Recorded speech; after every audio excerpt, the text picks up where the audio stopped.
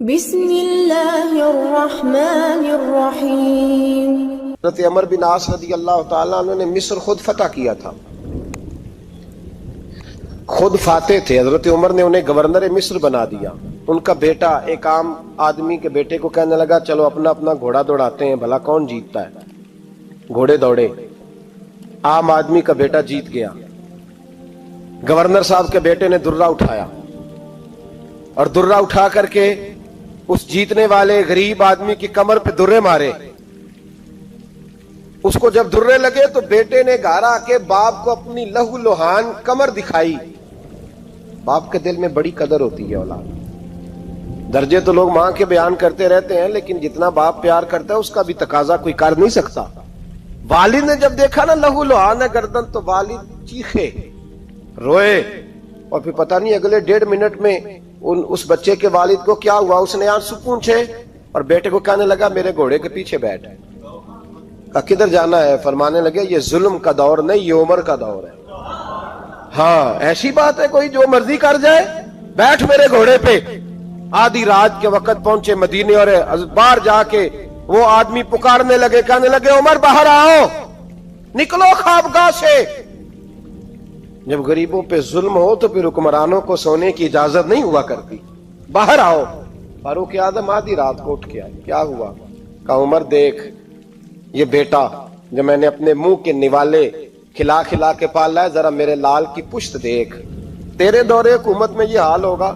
حضرت فاروق اعظم نے کہا جاؤ بلا کے لاؤ فاتح مصر کو۔ حضرت عمر بن عاص بیٹے سمیت آئے۔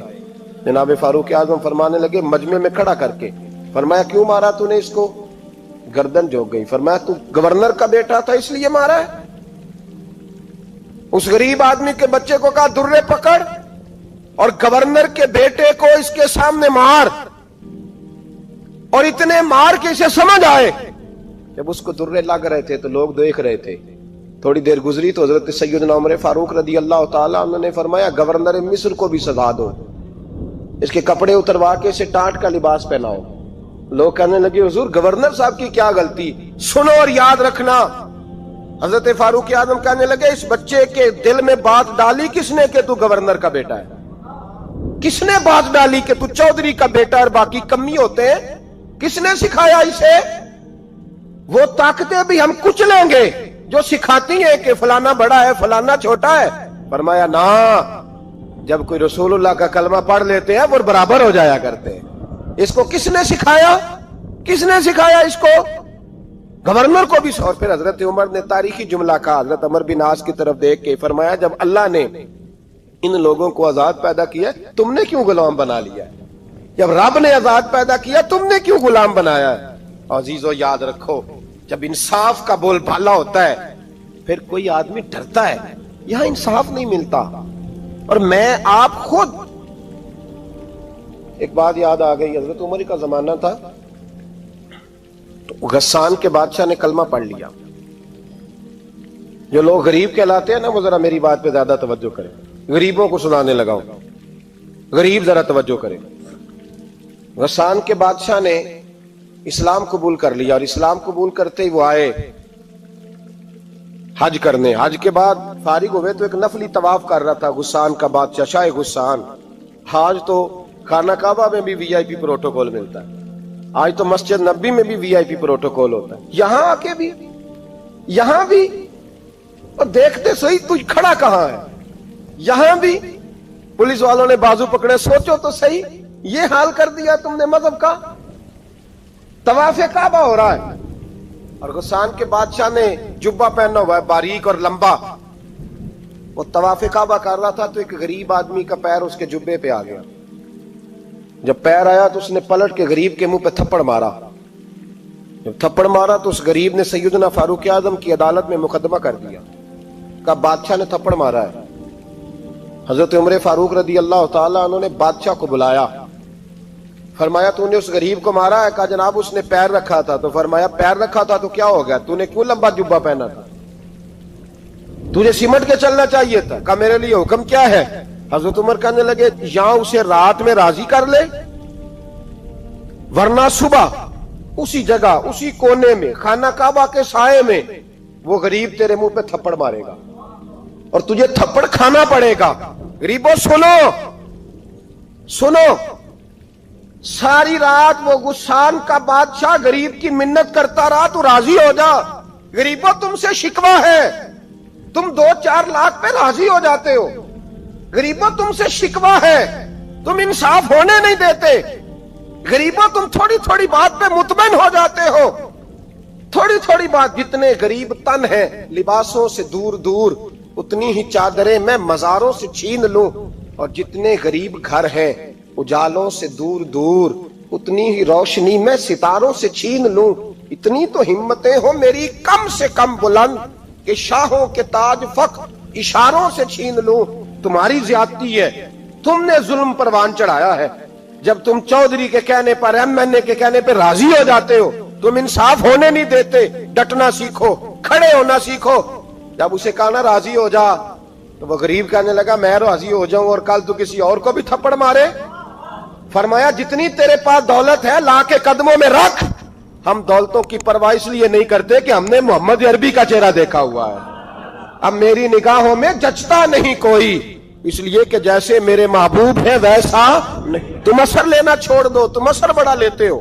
ہاں تمہارے اوپر چیزیں اثر انداز ہوتی ہیں, اس لیے انصاف نہیں ہوتا. ڈٹنا سیکھو, کھڑے ہونا سیکھو. جو بھائی ڈٹ جاتا ہے نا وہ بڑے کمال کر جایا کرتا ہے. ساری رات مناتا رہا. حضرت عمر سے کہنے لگا وہ نہیں مانتا, تو جناب عمر کہنے لگا پھر تیاری کر لیں, ہم بادشاہ نہیں دیکھیں گے, دولت نہیں دیکھیں گے, ہم رسول اللہ کا دین دیکھیں گے, ہم نبی پاک کا نظام دیکھیں گے. وہ بادشاہ رات کو دوڑ گیا, بھاگ گیا, جا کے عیسائی ہو گیا. لوگوں نے کہا اتنا قیمتی آدمی عمر نے ضائع کر دیا. فرمایا چپ کرو, میں نے کوئی چیز ضائع نہیں کی, میں نے تو اپنے رسول کا دین بچا لیا ہے, کوئی شے ضائع نہیں ہوئی. عدل جب تک, میں پھر کہوں گا, اس عدل کے نقصان میں ہر آدمی برابر کا شریک ہے. ہم عدل ہونے نہیں دیتے, ہم عدل قائم نہیں کرتے. ہمارا تقاضا ہی نہیں کہ عدل ہو, ہم اپنے آپ کو عدل کے لیے پیش ہی نہیں کرتے, مزاج ہی نہیں. حضرت علی المرتضیٰ ایک جری انسان تھے, اور وہ علی تھے جن پر انسانیت رشک کرتی, اور مولا علی وہ ہستی تھے کہ میرے مصطفیٰ کریم صلی اللہ تعالی علیہ وسلم نے فرمایا اس کے دیدار کو تو فرشتے بھی آیا کرتے. نا بڑا آدمی, اور پھر امیر المومنین خلیفۃ المسلمین حضرت علی. خود مولا علی نے حضرت قاضی شریح کو قاضی بنایا, چیف جسٹس بنایا, اپنے ہاتھوں سے تعیناتی کی. حضرت مولا علی رضی اللہ تعالیٰ عنہ کی زرہ گم ہو گئی. کافی دیر گزر گئی تو ایک یہودی کے پاس وہ زرہ آپ کو نظر آئی. حضرت علی نے ڈائریکٹ اس سے چھین نہیں لیا, حالانکہ امیر المومنین تھے. ہمارے ہاں ڈنڈا بھی بڑا چلتا ہے نا, جو طاقتور ہوتا ہے وہ تو تھانے جاتا ہی نہیں, اس کو ضرورت نہیں, اس نے تو بندے رکھے ہوئے ہیں, اس کو تو پتہ ہے کام کیسے لینا ہے. لیکن حضرت علی نے آئینی رستہ اختیار کیا, قانونی رستہ. قاضی صاحب کی عدالت میں مقدمہ کیا کہ فلاں یہودی کے پاس میری زرہ ہے اور وہ چوری ہو گئی تھی, گر گئی تھی, گم گئی تھی, مجھے دلائی جائے. قاضی صاحب نے بلا لیا یہودی کو, امیر المومنین بھی کٹہرے میں. قاضی صاحب کہنے لگے اس سے کہ زرہ تیری ہے؟ اس نے کہا جی میرے پاس ہے تو میری ہے. قاضی صاحب کہنے لگے حضرت علی سے گواہ آپ کو دینے پڑیں گے, کیونکہ مقدمہ آپ نے کیا ہے, اگرچہ وہ امیر المومنین ہے. سمجھ جو ہے بھائیوں کی, سمجھ آ رہی ہے باتوں کی؟ گواہ امیر المومنین آپ نے دینے ہیں, کیونکہ مقدمہ آپ نے دائر کیا. تو حضرت علی کہنے لگے میرا بیٹا حسن گواہی دے گا کہ میری ہے, اور میرا غلام کمبر گواہی دے گا. قاضی صاحب کہنے لگے حضور ان کی گواہی درست تو ہے, پر میں نہیں تسلیم کرتا, اس لیے کہ بیٹے تو باپ کے حق میں بولا ہی کرتے ہیں, نوکر تو آقاؤں کے حق میں بولتے ہی ہیں. جائیں کوئی غیر جانبدار بندہ لے کے آئیں جو گواہی دے. تو حضرت علی خاموش ہو گئے, کہنے لگے ابھی میرے پاس ایسا کوئی گواہ نہیں. قاضی صاحب کہنے لگے چلیں پھر آپ یہودی کو راضی کریں, آپ نے کیوں بلا وجہ گھسیٹا عدالت میں, راضی کریں, انصاف کا تقاضا ہے. تو حضرت علی قریب گئے, کہنے لگے بھیا ناراض نہ ہونا, زرہ تو میری ہے, ناراض نہ ہونا, میں نے غلط مقدمہ نہیں کیا. وہ علیحدہ بات ہے کہ میرے پاس گواہ نہیں تو میں کوئی بے انصافی نہیں کر سکتا, تو میرے ساتھ چل تجھے کھجوروں کا حلوہ کھلاتا ہوں تاکہ تو راضی ہو جائے. وہ یہودی کہنے لگا میں نے قاضی صاحب کا انصاف دیکھا اور جناب علی کا انصاف کے لیے کھڑا ہونے دیکھا, تو میں مولا علی کے قدموں میں بیٹھ گیا. میں نے کہا علی جب تیری یہ شان ہے تو محمد عربی کا کیا مقام ہوگا. میں نے کلمہ پڑھنا شروع کر دیا. دیکھیں نا تقاضا پورا کیا ہے حضرت علی نے.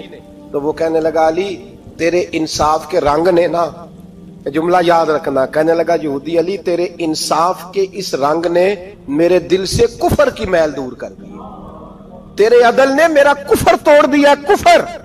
لیکن شرط دیکھیں نا، غریب آدمی ابو ایوب انصاری، ماڑے بندے. اب تو پیر اور مولوی بھی گنجائش نہیں نہ دیتا کسی کو بولنے کی. تو سیاست دان تو اللہ ہی کی پناہ، وہ تو پتہ نہیں کس طرح سوتے ہیں رات کو، اللہ ہی جانتا ہے. پتہ نہیں کس طرح اپنے آپ کو مطمئن کر کے وہ زندگیاں گزار رہے ہیں، خدا ہی بہتر جانتا ہے. حضرت عمر فاروق جیسا دلیر اور جرری آدمی جمعہ پڑھانے مسجد میں داخل ہوئے تو جناب ابو ایوب انصاری دروازے پہ کھڑے ہو گئے. کہنے لگے عمر تیرے نوکر نہیں، ٹائم پہ آیا کر، بڑی دیر سے کھڑے ہیں. کیوں دیر سے آیا؟ بڑے جلالی تھے نا حضرت عمر، لیکن وہ جلالی اس وقت تھے جب کوئی ظلم کرتا تھا، اور ذات کے لیے جلالی نہیں تھے. کب وقت پہ آیا کر، کو ملازم نہیں تیرے. تو سیدنا فاروق اعظم منبر پہ چڑھے اور فرمانے لگے اللہ ابو ایوب انصاری کا بھلا کرے، جب تک اس طرح کے لوگ موجود ہیں کوئی بادشاہ بگڑے گا نہیں، اللہ اس کا بھلا کرے، اس نے میری توجہ صحیح. اور پھر عمر رو پڑے، رو کے فرمانے لگے مسلمانوں معاف کر دو، غلطی کوئی نہیں، میرے پاس کرتا ایک ہی ہے، اور عبداللہ کی ماں نے وہ دھو کے خشک ہونے کو ڈال دیا تھا، غریب ہوں، کرتا دوسرا کوئی نہیں، تو وہ ذرا نا خشک ہونے میں آ کے دیکھ لو، ابھی بھی گیلا ہے، مجھے معاف کر دو، میری غلطی نہیں ہے.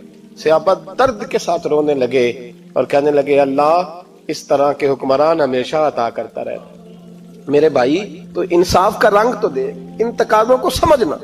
یہاں کسی کی جرت ہے بول سکے، طاقت ہے کسی کی، لیکن انہوں نے اپنے آپ کو پیش کیا، سامنے پیش کیا اپنے آپ لوگوں کے سامنے. دو مال غنیمت کی چادریں بانٹ رہی ہیں، سب کو ایک ایک ملی ہے. فاروق اعظم جمعہ پڑھانے آئے تو اسی چادر کا کرتا، اسی کی تامت. لوگ کھڑے ہو گئے، عمر بتا تو نے دو کیوں لی؟ یہ انصاف ہے، یہ عدل ہے، کیوں لی دو؟ حضرت عمر کہنے لگے میرا بیٹا جواب دے گا. عبداللہ بن عمر بولے، کہنے لگے ابا جی کے کپڑے بڑے پرانے ہو گئے تھے، میں نے اپنے حصے کی بھی اپنے ابا جی کو دے دی ہے. دیکھیں نا یہ انصاف میرے نبی پاک نے کیا ہے، صحابہ نے سیکھا ہے. میں اور آپ تیار نہیں، ہم تیار نہیں انصاف کے لیے، ہمارا مزاج نہیں انصاف کا. ہمیں خود بہت سارا آگے پیش ہو کے رنگ دکھانا پڑے گا، اس کے لیے ہماری تیاری نہیں. اس لیے ہم حکمرانوں کو گالی دے کے چپ کر جاتے ہیں، اس لیے ہم وکیلوں کے کہتے ہیں بکتے بڑا ہیں، جج بکتے، یہ باتیں کر کے ہم خاموش ہیں. ہم پیش نہیں کر پا رہے، ابھی تک ہم اپنے آپ کو کھڑا نہیں کر پا رہے کہ ہم سے مطالبہ کرو انصاف کا، کھڑا نہیں. حضرت سیدنا علی المرتضی شیر خدا رضی اللہ تعالیٰ عنہ فرماتے ہیں بدر کے لیے جب جا رہے تھے تو سواری ایک تھی، سوار تین تھے، ایک سواری اور سوار تین. فرماتے ہیں نبی پاک صلی اللہ علیہ وسلم نے فرمایا تین کٹھے نہ بیٹھنا، دو بیٹھے، سواریوں کو تکلیف ہوتی ہے. قربان جاؤں کیسا رسول دیا ہے جو جانوروں کے حقوق کا بھی خیال فرماتے ہیں صلی اللہ علیہ وسلم. فرمایا دو بیٹھے.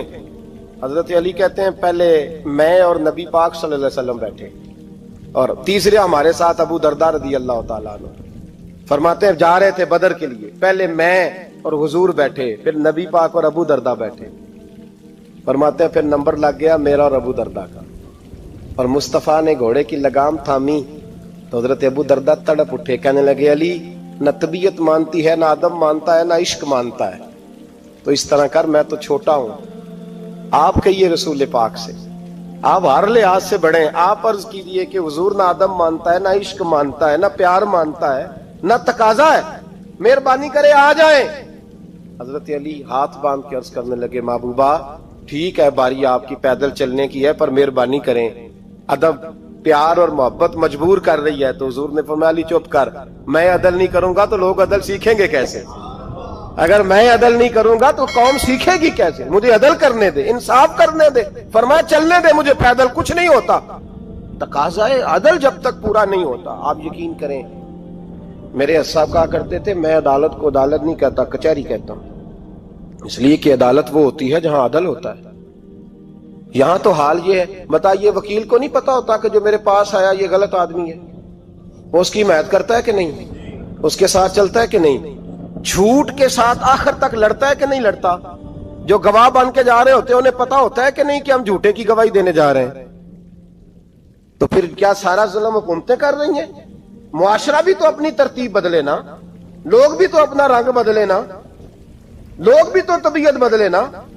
کون منتخب کرتا ہے انہیں ظالموں کو؟ عوام، اور پھر اس کے بعد شکوہ بھی عوام ہی کرتی ہے۔ خدا را تقاضے سمجھو، مزاج سمجھو، طبیعت سمجھو اسلام کی۔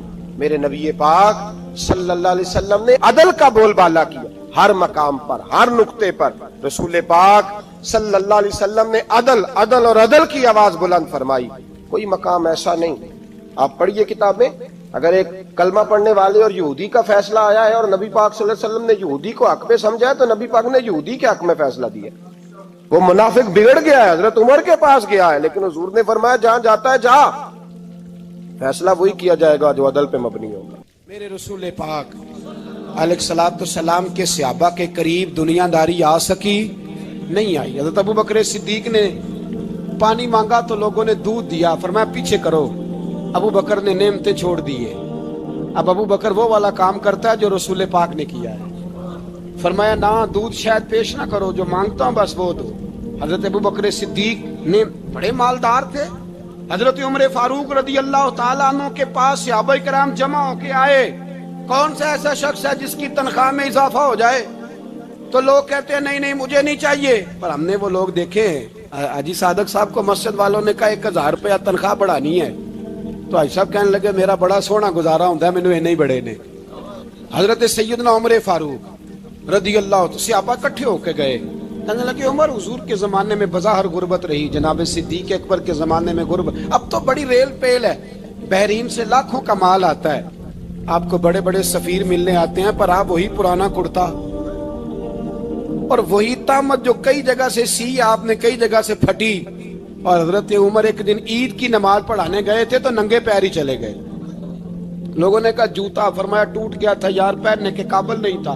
فرمایا ننگے پیر آ گئے ہو، لوگ کیا کہیں گے؟ فرمایا چھوڑو، عمر کے پاؤں ننگے ہیں لیکن عمر کے کردار میں تو کوئی شک نہیں نا، پیر ہی ننگے ہیں نا، کیا ہوا؟ چھوڑو اس بات کو، کوئی پیار نہیں دنیا داری سے، دولت سے کوئی چکر ہی نہیں۔ حضرت سیدنا عمر فاروق رضی اللہ تعالیٰ عنہ کو صحابہ نے کٹھے ہو کے کہا، یہ ہے امت کے بیدار ہونے کے طریقے جو عرض کر رہا ہوں۔ کہا جناب آپ اب بڑا مال غنیمت ہے، اور جس طرح ہر صحابی کا حصہ ہے آپ کا بھی حصہ ہے، تو ایک نیا کرتا ہی ڈال لیں آپ خرید کے۔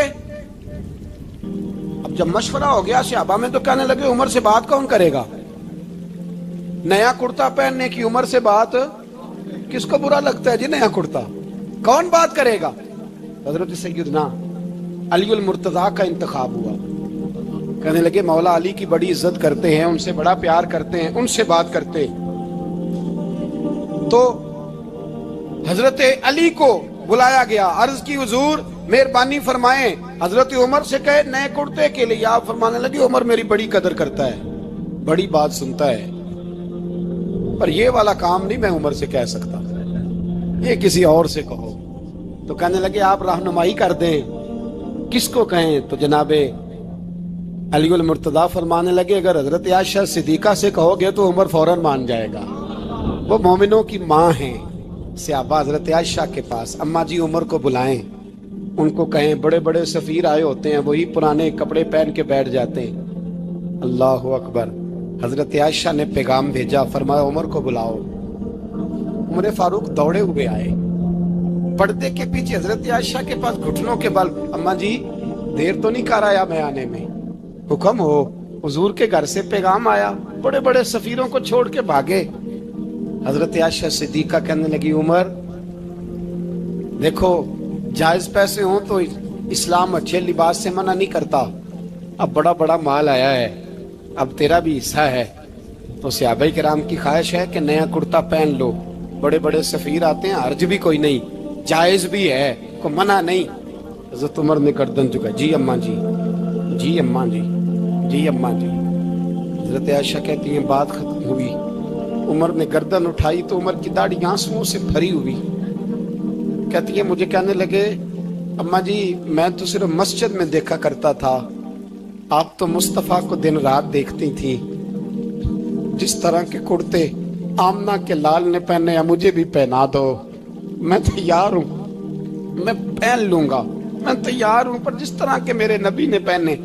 حضرت عائشہ کہتی ہے میں پھوٹ کے روئی، میرا پلو آنسوؤں سے بھر گیا۔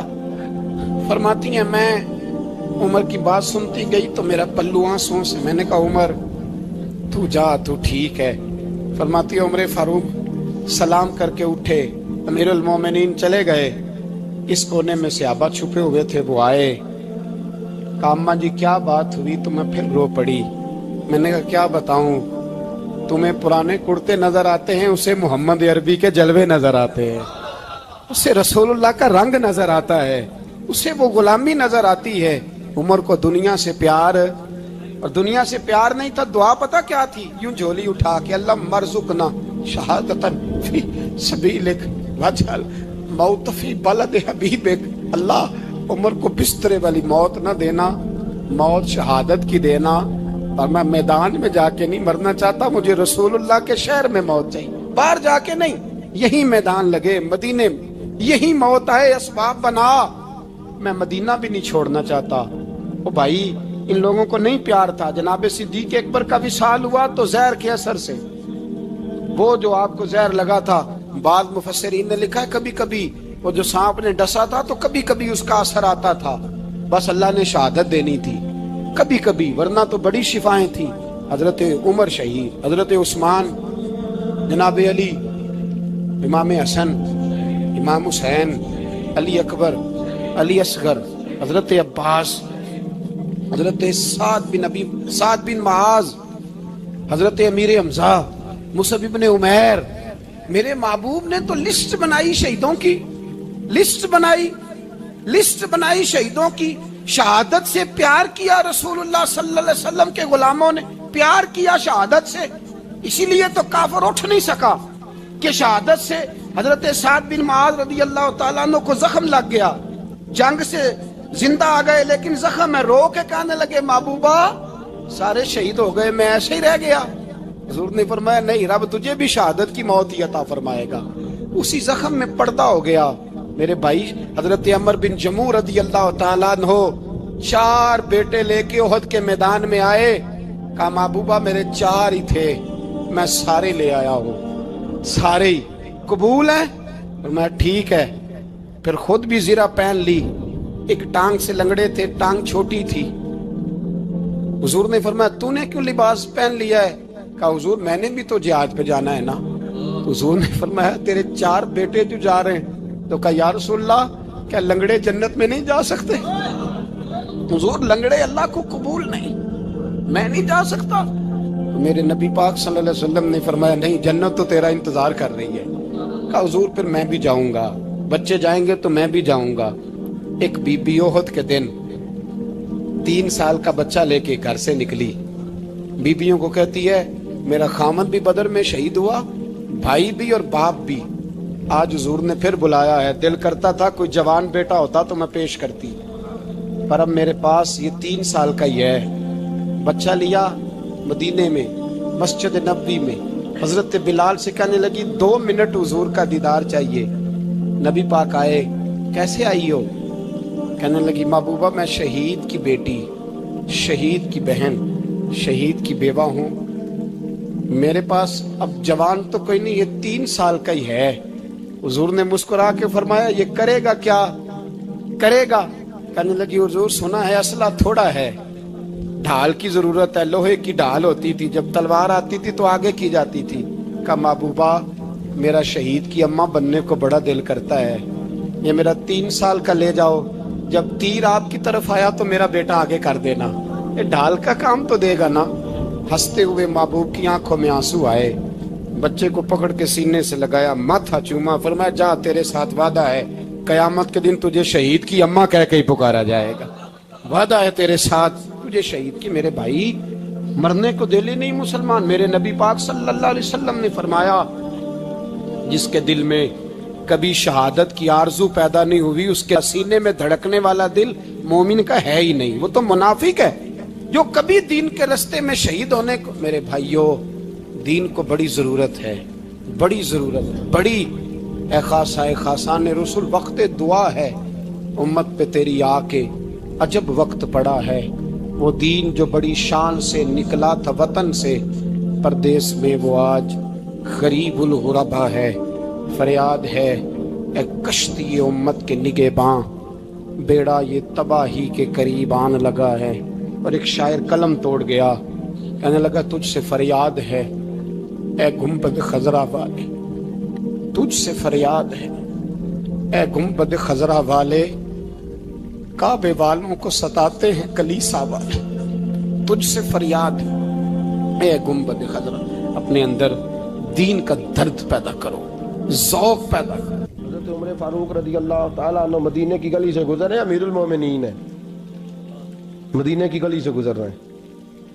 ایک گھر کے اندر سے بچیوں کے رونے کی آواز آئی، بچیاں رو رہی ہیں، اور بچی اپنی ماں سے کیا کہتی ہے؟ کہتی ہے اماں ابو بکر تو اب انتقال کر گئے، حضرت عمر کا پہلے دن ہے خلافت کا، اب ہمارا کیا بنے گا؟ ابو بکر تو وصال کر گئے۔ حضرت عمر فاروق رضی اللہ تعالیٰ عنہ نے رونے کی آواز سنی، دروازے پہ دستک دی، کہا بیٹو کیا بات ہے؟ تو بچیاں کہنے لگیں عمر ہمارے ابا جی ہماری 10-15 بکریاں ہیں، تو ہمارے والد صاحب ان کا دودھ دھو کے بیچا کرتے تھے، گزارا ہو جاتا تھا۔ جس دن ابا جی فوت ہوئے تو اس دن سے لے کر ابو بکر صدیق روز عصر کے بعد آیا کرتے تھے، ہماری بکریوں کا دودھ دھو کے دیتے تھے، کچھ ہم پیتی تھی، کچھ بیچ لیتی تھی، گزارا چلتا تھا۔ جس دن ابو بکر صدیق خلیفہ بنے تو ہم نے جا کے کہا ابو بکر اب کون دودھ دھوئے گا؟ تو سیدنا صدیق اکبر رضی اللہ تعالیٰ عنہ نے فرمایا بیٹے پہلے تو میں مرضی سے خدمت کرتا تھا، اب تو مصطفیٰ کی امت کی نوکری میری ڈیوٹی بن گئی ہے، تو میں آؤں گا۔ بچیاں رو رہی ہیں، حضرت عمر کو بتاتی ہیں، کہتی ہیں ابو بکر چلے گئے ہیں تو ہم پریشان ہیں، یتیم ہیں، لاوارث ہیں، بھائی کوئی نہیں، کون آئے گا، کون دیکھ بھال کرے گا؟ حضرت عمر فاروق گھٹنوں کے بل زمین پہ بیٹھ گئے، ان چھوٹی چھوٹی بچیوں کو سینے سے لگایا، فرمانے لگے میں ابو بکر کا کیا کروں، میرے لیے رستے بڑے مشکل کر گیا ہے، میں اس کے کس بادشاہ وقت ہو کے وہ غریبوں کے گھروں میں آ کے ان کی بکریوں کا دودھ بھی دوتا تھا، امیر المومنین ہو کے یہ رنگ بھی تھا۔ فرمایا بیٹیوں فکر نہ کرنا، جب تک عمر زندہ رہے گا، عمر آتا رہے گا، یہ نوکری کرتا رہے گا۔ کچھ دن بیتے تو حضرت عمر فاروق کو یاد آیا اوہو مدینے میں ایک بوڑھی اماں بھی رہتی ہے جس کا کوئی گھر کا کام کرنے والا نہیں، اور جس بی بی کا کوئی بال بچہ نہیں، اور آنکھوں سے بھی وہ نابینی ہے۔ حضرت ابو بکر صدیق رات کے سناٹے میں جایا کرتے تھے، اس کے گھر میں جھاڑو دیتے تھے۔ یہ بادشاہ ہے، اس کی فقیری کا رنگ دیکھو، اس کو کنویں سے پانی بھر کے لا کے دیتے تھے۔ اور یہ لفظ آپ سنیں گے تو حیران ہو جائیں گے، اس بوڑھی اماں کے لیے نا ایک کونے میں گھر میں دور باہر شیر میں ایک جگہ کھود دی تھی جہاں وہ بی بی پخانہ اور پیشاب کرتی تھی۔ امیر المومنین حضرت ابو بکر صدیق رات کو جاتے تھے اور اس کا وہ پخانہ وہاں سے اٹھا کے باہر پھینک کے آیا کرتے تھے۔ اس عورت نے پیغام بھیجا کہ عمر سے کہو میری بھی ڈیوٹیاں تو نہیں سر انجام دینی ہیں۔ عمر فاروق ساری رات کام کرتے، سناٹا گہرا ہوتا تو جھاڑو دبایا ہے بغل میں، اور عمر فاروق نکلے ہوئے، اس بی بی کے گھر میں جھاڑو دیا جا رہا ہے۔ حضرت انس بن مالک فرماتے ہیں میں نے آخری عمر میں بھی اس بوڑھے عمر کو دیکھا ہے، اس بڑھاپے میں بھی میں نے اس شخص کو دیکھا ہے کہ جب وجود کمزور ہو گیا، داڑھی سفید ہو گئی، لیکن پھر بھی اس کا انداز نہیں بدلا۔ اس نے ساری زندگی بادشاہی میں فقیری کر کے گزار دی، یہ پھر بھی کسی کے گھر میں جھاڑو دیتا ہے، کسی کی بکریوں کا دودھ دھوتا ہے، یہ کسی غریب میرے دوست یہ۔ اور جب سیدنا فاروق اعظم رضی اللہ تعالیٰ عنہ خطبہ دینے بیٹھتے ہیں تو کپڑے پھٹے ہیں، پیبند لگے ہیں، مزاج سادہ ہے، بڑا مال آیا ہے، بڑا مال، لیکن تقسیم کر دیا، اور یہی انداز آگے اپنے گورنروں کو دیا۔ حضرت سعید بن عامر رضی اللہ تعالیٰ عنہ آپ کے گورنر ہیں، حمص کے گورنر ہیں۔ جب لسٹ آئی نا غریبوں کی، حضرت عمر نے کہا کہ حمص کے جتنے غریب لوگ ہیں ان کی لسٹ بنا کے بھیجو، ان کو چندہ لگانا ہے۔ تو 17ویں 18ویں نمبر پر حضرت سعید بن عامر کا نام بھی آ گیا، گورنر صاحب کا۔ تو حضرت عمر نے سوچا شاید کوئی اور سعید بن عامر ہے، فرمانے لگے یہ کون ہے؟ جس کی ڈیوٹی لگائی تھی اس سے کہنے لگے یہ سعید کون ہے؟ تو کہا حضرت جی ہمارے صوبے کا گورنر۔ تو فرمایا اس کی لسٹ فقیروں میں؟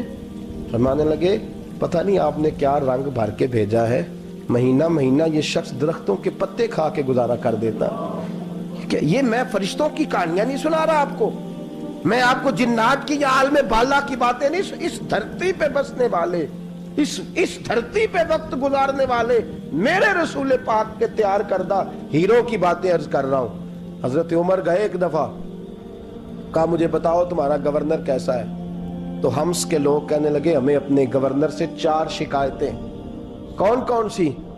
پہلی بات تو یہ ہے کہ گورنر صاحب کو چاہیے فجر کے وقت آئیں، یہ سورج نکل آتا ہے تو باہر آتے ہیں گھر سے، سورج نکل آتا ہے تو آپ کہہ کے تو دیکھیں کسی معمولی سرکاری ملازم سے بھی، پھر آپ دیکھیے آپ کا کیا بنتا ہے۔ کہا یہ سورج نکلتے وقت آتے ہیں۔ دوسری شکایت یہ ہے کہ دن کو ملتے ہیں رات کو نہیں ملتے۔ تیسری شکایت یہ ہے کہ مہینے میں ایک دن ملتے ہی نہیں گورنر صاحب۔ چوتھی شکایت ہے کہ روتے ہیں، کبھی کبھی اتنا روتے ہیں کہ بے ہوش ہو جاتے ہیں۔ حضرت فاروق اعظم نے کھڑا کر لیا، فرمایا صحیح تیری شکایات آئی ہیں۔ کہ حضور حکم؟ فرمایا سنا ہے، پہلے تو فجر کے وقت آ جاتا تھا لوگوں کے مسائل سننے، اب تو سورج نکلتے وقت آتا ہے۔ کہ حضور بیوی بیمار ہو گئی ہے اور گھر میں نوکر تو ہے کوئی نہیں، تو میں سویرے اٹھتا ہوں تو پہلے ناشتہ بناتا ہوں، بچوں کو کھلاتا ہوں۔ اس عورت نے 35 سال میرے ساتھ وفا کی ہے، اب چارپائی پہ ہے تو میں اس کے منہ میں لقمے ڈالتا ہوں۔ کہا اسے کھانا کھلا کے جب وہ دعا دیتی ہے تو پھر نکلتا ہوں۔ تو کہا سنا ہے تو ہفتے میں ایک دن ملتا ہی نہیں، مہینے میں۔ کہنے لگی حضرت جی جب مدینے سے آیا تھا تو ایک کرتا اور ایک تامد ساتھ لایا تھا، مجھے آج 2.5 سال ہو گئے ہیں، میں نیا لباس نہیں خرید پایا۔ میں نے عرض کی میں اس دھرتی پہ بسنے والے لوگوں کی داستان سنا رہا ہوں۔ کہا میں اپنی تامد دھو کر خشک ہونے کو ڈال دیتا ہوں، اسے آدھا دن لگ جاتا ہے، خشک ہوتی ہے تو تامد پہن کے قمیض دھو لیتا ہوں اور پھر قمیض ڈال دیتا ہوں۔ حضرت جی سارا دن بیت جاتا ہے تو باہر نہیں آ پاتا۔ حضرت عمر فاروق کی گردن جھک گئی۔ کہا سنا ہے تو رات کو ملتا ہی نہیں۔ یہ لفظ کہے تو حضرت سعید بن عمر کہنے لگے یہ میرا راز تھا، آپ میرے امیر نہ ہوتے تو کبھی فاش نہ کرتا۔ دن میں نے بندوں کے لیے رکھا ہے، رات اپنے رب کے لیے رکھی ہوئی ہے۔ میں رات کی تنہائیوں میں اپنے کریم کی بارگاہ میں جاتا ہوں اور میں سارے دن کے گناہوں کی معافی مانگتا ہوں، میں اپنی غلطیوں کی تلافی کا سوال کرتا ہوں، اس کے حضور جاتا ہوں، اسے دکھڑے سناتا ہوں، رات میری اس کے لیے بیت جاتی ہے۔ حضرت عمر کی اور گردن جھک گئی۔ فرمایا یہ بتا کہ تو ملتا ہی نہیں، کبھی کبھی تو روتا ہے اور بے ہوش ہو جاتا ہے۔ حضرت جی 40 سال کی عمر میں کلمہ پڑھا ہے، جب 40 سال کے پچھلے گناہ یاد آتے ہیں تو کہا پھر میں ضبط نہیں کر پاتا، وہ خطائیں، وہ پاپ، وہ جرم، وہ خطائیں جب سوچتا ہوں نا کہ رب کھڑا کر کے پوچھے گا بتا یہ جرم کیوں کیا، تو وہ احساس مجھے پریشان کر دیتا ہے۔ حضرت جی میں پھر برداشت نہیں کر پاتا، پھر میں تڑپ اٹھتا ہوں، میری یہ کوتاہیاں ہیں، بتائیے کیا کہتے ہیں۔ حضرت فاروق اعظم نے گردن اٹھائی تو آنکھوں میں آنسو تھے، کہنے لگے یا اللہ مجھے اس جیسے کچھ اور گورنر بھی عطا فرما، یا اللہ اس جیسے کچھ اور گورنر بھی۔ عزیزو اپنا حال کیا ہے؟ ملک شام جب فتح ہوا تو حضرت سعد بن ابی وقاص رضی اللہ تعالیٰ عنہ کہتے ہیں کہ کچھ لوگ مجھے کہنے لگے کہ ہم آپ سے معاملات طے نہیں کریں گے، ہم جزیہ دیں گے، ٹیکس دیں گے، اسلامی حکومت کے زیر اثر آئیں گے، لیکن آپ سے معاملات طے نہیں کریں گے، اپنے امیر کو بلائیے۔ تو حضرت سیدنا سعد بن ابی وقاص کہتے ہیں میں نے خط لکھا، فرماتے خط لکھا حضرت عمر کو، میں نے کہا جناب آئیے۔ جواب میں حضرت عمر نے خط میں جواب لکھا کہ فلاں دن فلاں تاریخ فلاں وقت میں ملک کے شام پہنچ جاؤں گا۔ حضرت سیدنا عمر چلے گھر سے، ایک غلام، ایک گھوڑا، ایک نیزہ۔ حضرت فاروق اعظم نے کچھ کھجوریں، خشک کھجوریں، کچھ سرکہ باندھ کے رکھ لیا رستے میں کھانے کو۔ یہ بادشاہی میں فقیری ہو رہی ہے، لاکھوں مربع میل کا حکمران ہے، اربوں روپے پاس پڑے ہوئے، وہ ساری چیزیں رکھ لیں اور سیدنا عمر فاروق رضی اللہ تعالیٰ عنہ چلنے لگے۔ اب غلام سے کہنے لگے بھئی میرا گھوڑا ذرا ماڑا ہے، کمزور ہے، طے کر لیں، اتنے میل تو گھوڑے پہ بیٹھے گا میں پیدل چلوں گا، پھر اتنے میل میں گھوڑے پہ بیٹھوں گا تو پیدل چلے گا۔ ملک شام پہنچنے کا وقت آ گیا، جب وقت آیا تو پیدل چلنے کی سواری حضرت عمر کی تھی، ان کی باری تھی پیدل چلنے کی، اور سواری پر سوار ہونے کی باری غلام کی تھی۔ یہ لوگ رشتے کرتے ہیں نا تو کرائے کی کار لے کے چلے جاتے ہیں، بعد میں وہ پوچھتے ہیں کہ تسی تے کار تے آئے سو، ہم اپنے آپ کو بنانے کے لیے جھوٹی انا بھی خریدنی پڑے تو خریدنے سے ہم پرہیز. ہم جو بتاتے ہیں وہ ہم ہوتے نہیں، اور جو ہوتے ہیں وہ ہم بتاتے.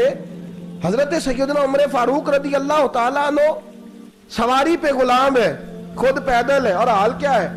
بارش ہوئی تھی تو کچھ پانی کھڑا تھا چھوٹے چھوٹے جوہڑوں میں، چھوٹے چھوٹے تالاب بنے ہوئے تھے، پانی کھڑا تھا.